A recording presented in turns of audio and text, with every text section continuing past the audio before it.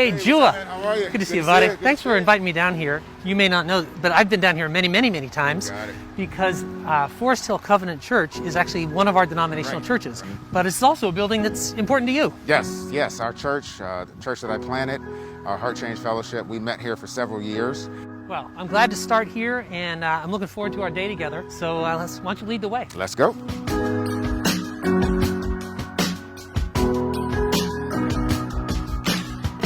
So we're here at the Forest Hill T station, and you know, when I first started coming around here, because our church is so close, the Covenant Church, none of this was here. Right. And kind of we saw this at the time. We saw all the investment that was being made.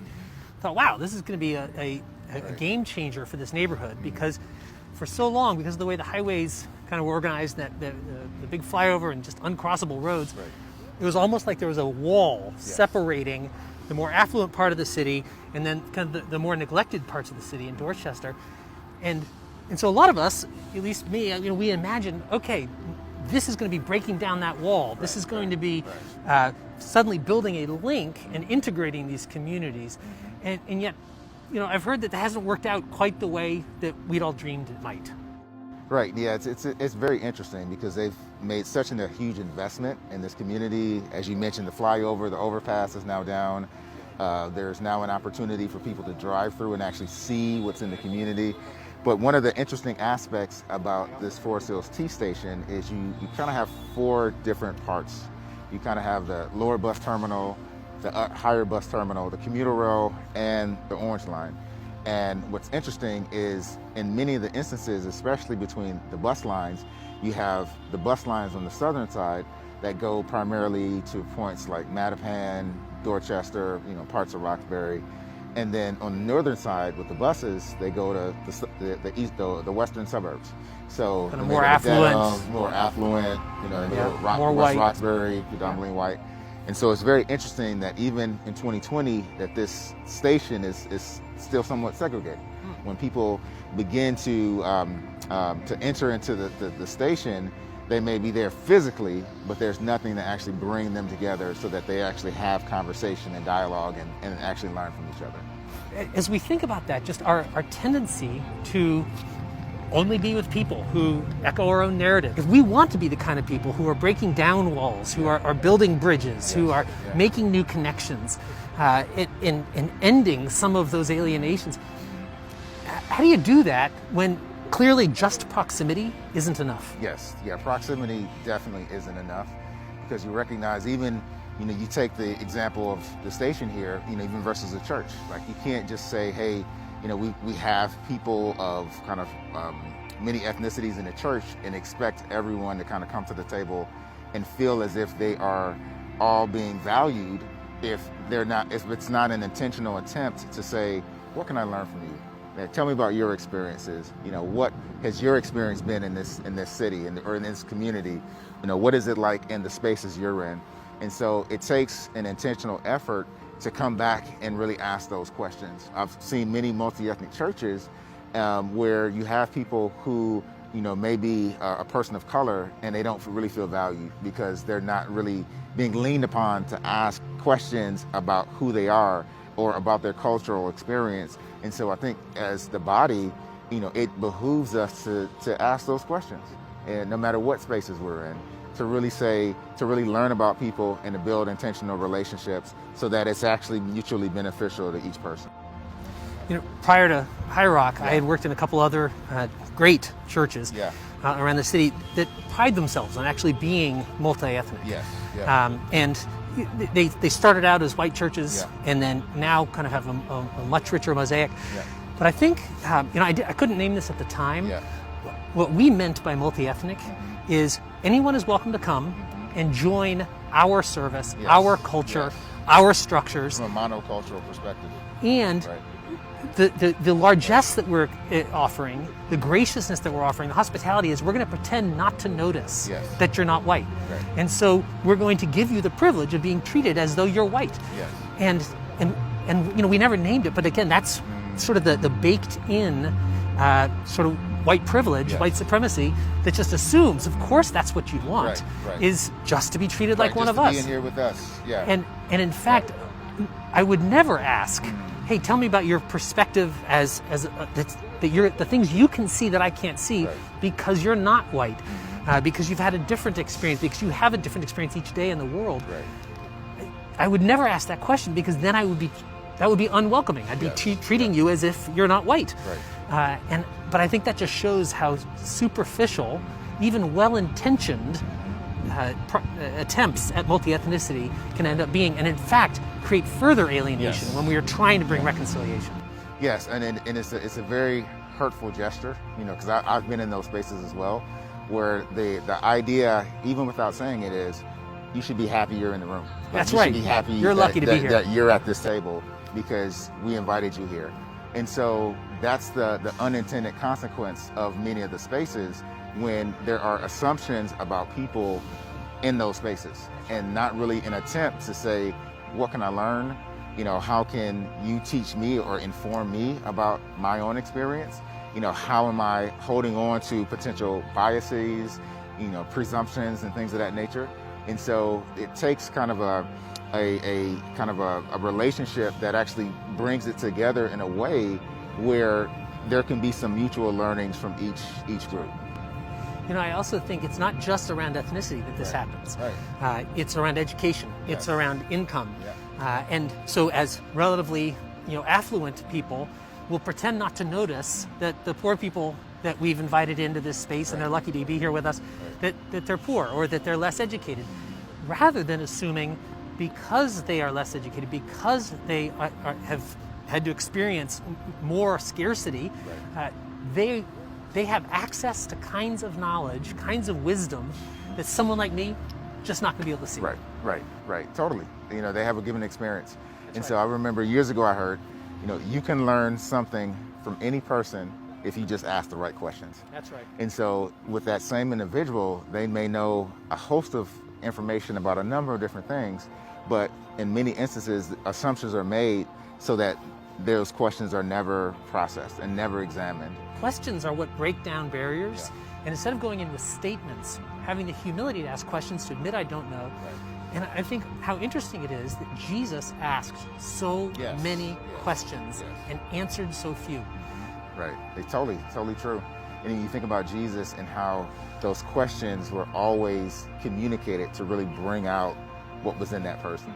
And so he asked the question and really was patient to wait on the response, to really give them an opportunity to kind of wrestle with it, to think about the complexity of the question, to think about the response, and then help them really figure out mentally and emotionally where the connection was with whatever he was communicated to them. One of the core elements of learning is asking questions, and it's being curious. And the scientific method requires first saying, I don't know, so I'm going to challenge my own assumptions.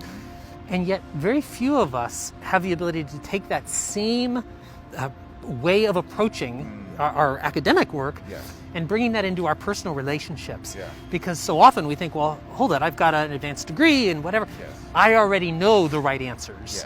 And so my job is to dispense information rather than to be curious in my private and personal life in the same way that I am in my professional or academic life. I think conversations like these really help because it helps people, especially who have maybe had that same type of lens, to recognize that, okay, that I can take those next steps to really finding out more about my faith and actually why I'm choosing to believe and hold on to the ideologies that I believe. That's good. All right, well, let's move on, but this has been great stuff.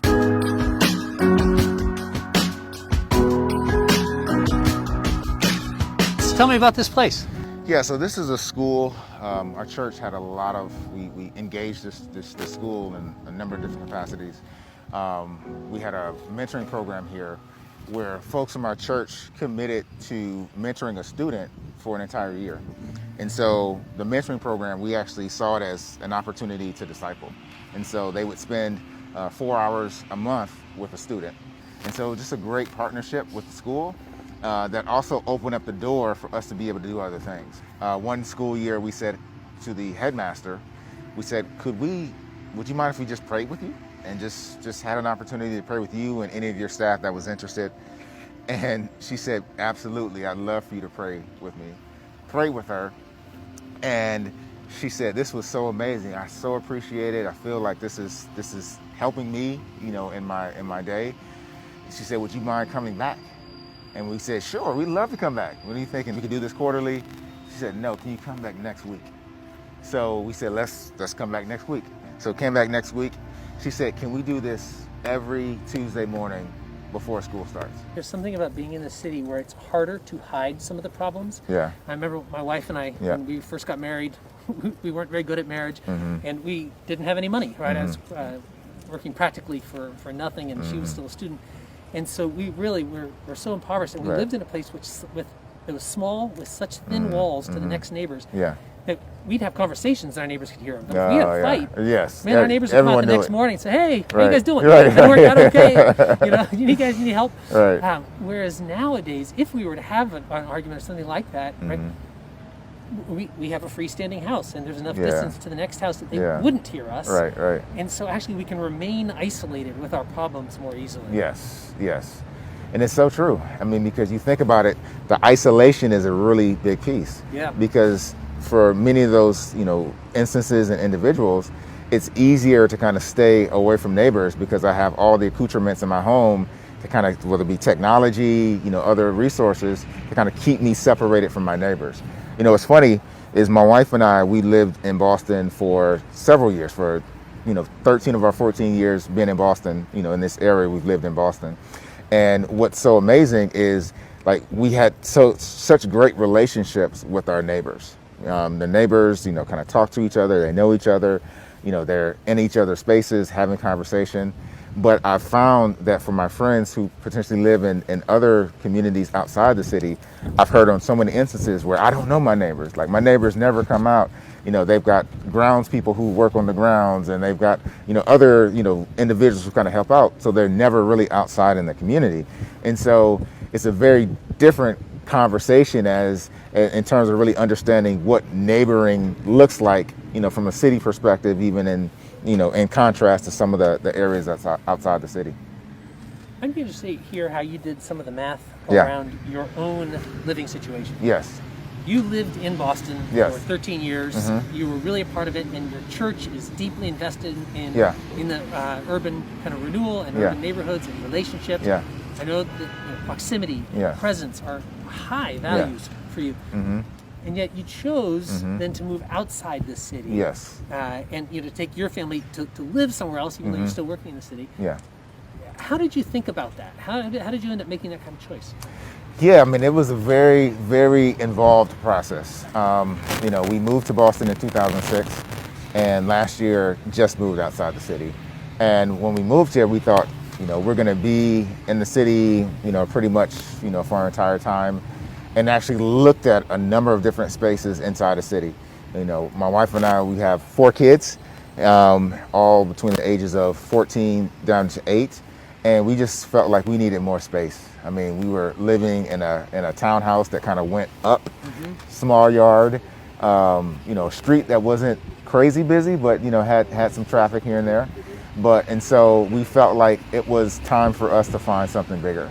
And we looked for several months. I would say we probably went to at least 40 open houses, spring of 2019, and just didn't find anything that fit our budget and kind of really fit our family. That wasn't kind of a quote-unquote fixer-upper. And so we felt like, all right, we needed to expand it in order to really find what would best fit our family.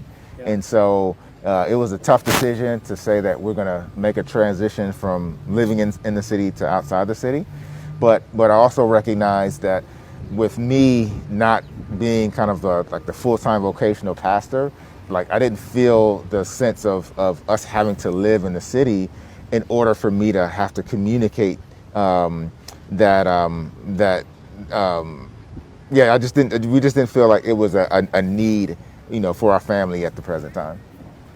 I think that illustrates just an interesting and important principle that a lot of people I know, especially kind of when they were young and they were just married or even not married yet, they say, that's it, we're committed, we feel like we're called to the city, we're going to be here and we're going to be here life for life.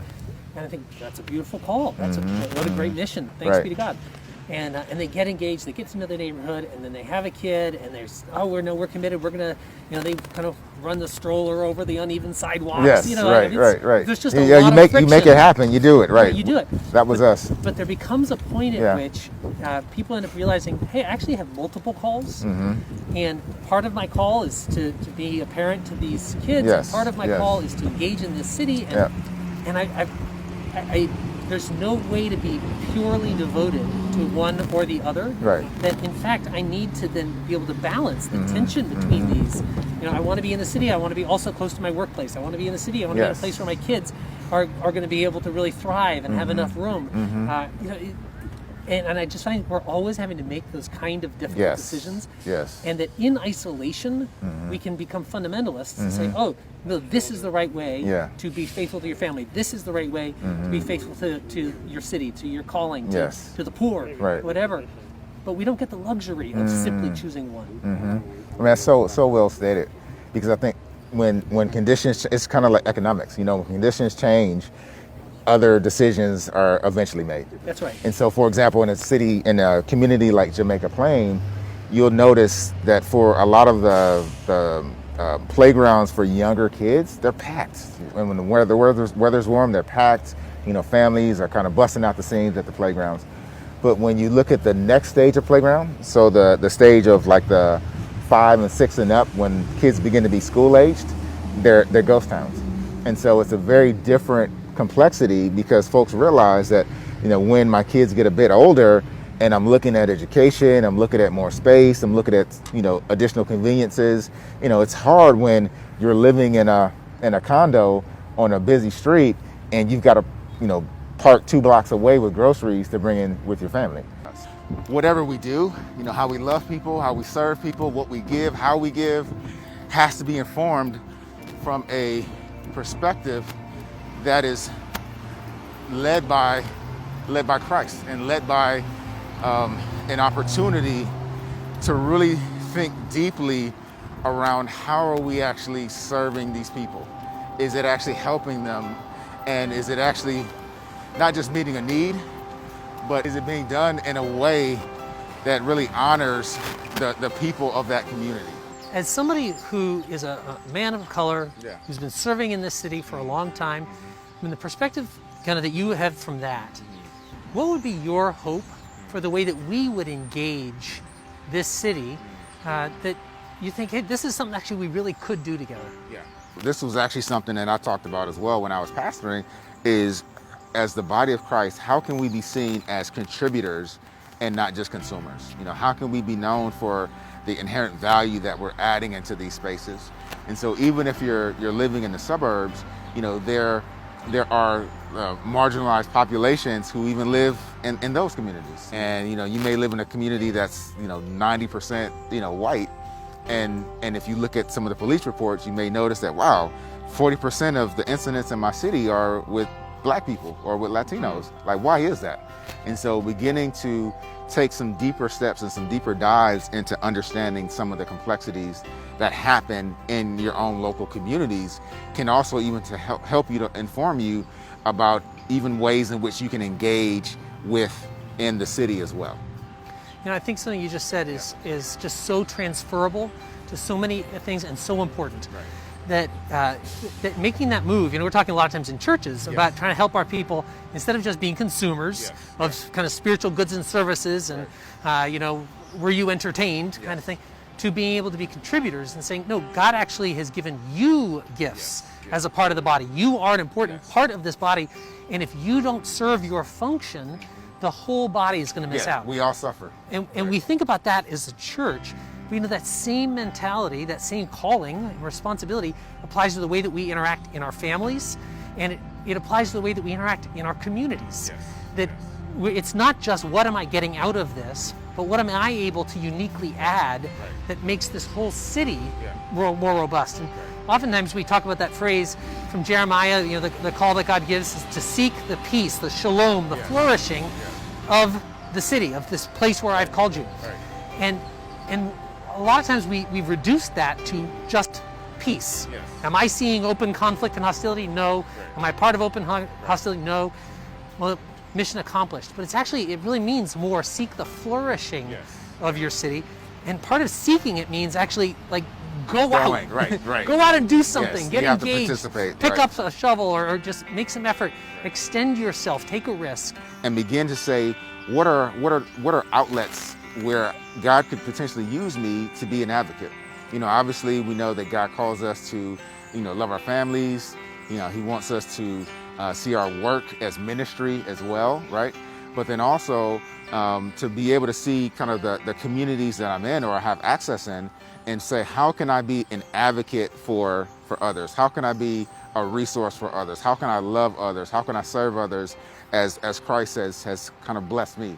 Well, I appreciate so much you saying that it's not that I want to pretend I don't have this education, I don't have this privilege. Right. I do have it, and in fact, the best gift I can give is owning there is privilege to being white. There is privilege in this society to being educated. There is privilege to being affluent. There's all these privileges. And so the gift that I can give is not to evacuate all of that, but instead to leverage it for the sake of others. And so one of the phrases we use a lot is, we're not asking you to do something that's contrary to who you are.